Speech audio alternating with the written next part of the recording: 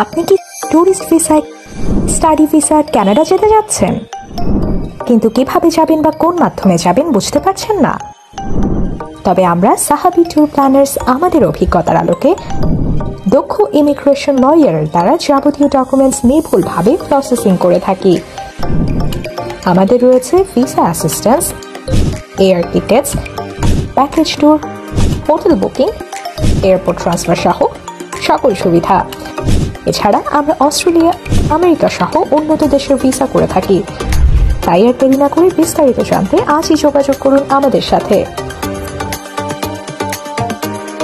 এশিয়ার নানা অঞ্চলে বিভিন্ন রকম মশলার চাষ হতো। সেসবের সংস্পর্শে এসে কাবাব পায় ভিন্ন মাত্রা। আজ আমরা যে ধরনের কাবাব বানাই, এই কাবাব মূলত মোগলদের আবিষ্কার। তাদের হাত ধরে আসে এই উপমহাদেশে। চলুন আজকের পর্বে কিছু কাবাব সম্পর্কে জেনে নেওয়া যাক। রেশমি কাবাব।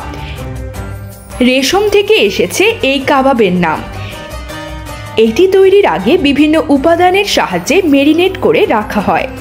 এই মেরিনেট করার প্রক্রিয়ায় দই, মাখনের মতো উপাদান ব্যবহার করা হয়। এর ফলে এই কাবাবের স্বাদে একটা আলাদা স্নিগ্ধতা চলে আসে। ভেতরটা হয়ে পড়ে খুবই মোলায়েম, যেন মুখে দিলেই গলে যাবে। এই কাবাব মোগলদের হাত ধরে প্রথম আসে উত্তর ভারতে, তারপর ছড়িয়ে যায় পুরো ভারতবর্ষে। বটি কাবাব। উর্দু ভাষায় মাংসের টুকরোকে বলা হয় বটি। এই কাবাবের বিশেষত্ব হলো এখানে মাংসের টুকরোগুলো চৌকো করে কাটা থাকে। আরেকটা ব্যাপার হলো এখানে মাংস হতে হয় হাড় বা চর্বি ছাড়া। এটা সাধারণত কাঠিতে গাঁথা হয় না, তাওয়ায় ভাজা হয়। পাকিস্তানে এই ধরনের কাবাব বেশি প্রচলিত। শিক কাবাব। আমাদের কাছে সবচেয়ে বেশি পরিচিত কাবাবগুলোর একটি হলো এই শিক কাবাব। শিকে গেথে অনেক সময় নিয়ে তন্দুরি ধরনে বা গ্রিল করে তৈরি করা হয়। মাংসের কিমার সঙ্গে বিভিন্ন মশলা, মরিচ ব্যবহার করা হয়। এরও আছে বিভিন্ন ধরন, যার ভেতর গুলাতি শিক কাবাব, কাকরি শিক কাবাব, গিলাফি শিক কাবাব বিশেষভাবে উল্লেখযোগ্য। জালি কাবাব। এটির আকৃতি শামি কাবাবের মতোই, তবে পাউরুটি ব্যবহার করার ফলে উপরে কিছুটা জালের মতো আস্তরণ আছে বলে মনে হয়।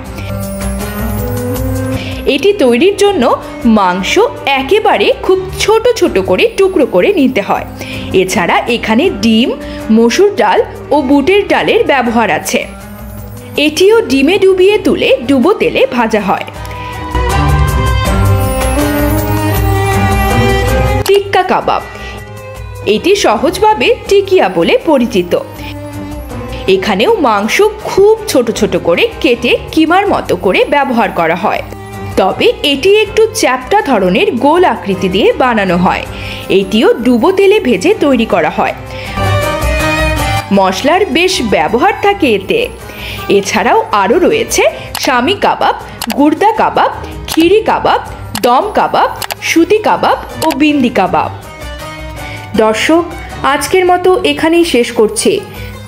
দেখা হবে পরবর্তী কোনো ভিডিওতে। আর ভিডিওটি ভালো লাগলে চ্যানেলটি সাবস্ক্রাইব করে আমাদের পাশেই থাকুন। কোনো মতামত থাকলে কমেন্ট বক্সে শেয়ার করুন। আল্লাহ হাফেজ।